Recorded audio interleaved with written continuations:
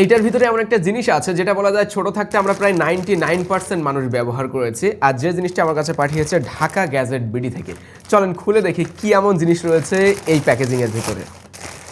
Packet খুলতেই বেরিয়ে আসলো সেই জিনিসটা, দেখেন কেউ চিনতে পারছেন? ছোটবেলায় মেলা থেকে কিন্তু আমরা এই জিনিস অবশ্যই কিনতাম, তবে এইটা হলো ডিজিটাল গেমিং কনসোল যার ভিতরে 500টা গেম রয়েছে। চলেন আমরা খুলে দুই একটা গেম ট্রাই করে দেখি আসলে কেমন খেলা যায়। এখানে আমরা পাচ্ছি একটা কেবল, ইউজার ম্যানুয়াল, আর এই হইলো সেই গেমিং কনসোল। পাওয়ার অন করলেই কালারফুল ডিসপ্লে, এখানে ল্যাঙ্গুয়েজ রয়েছে চাইনিজ অ্যান্ড ইংলিশ। আমি ইংলিশটাই সিলেক্ট করি, আর এই তো গেম লিস্ট চলে আসছে। প্রথমে একটা দুইটা গেম ট্রাই করে দেখা যাক। আমি ডাবল ড্রাগন 2 এটা ট্রাই করব।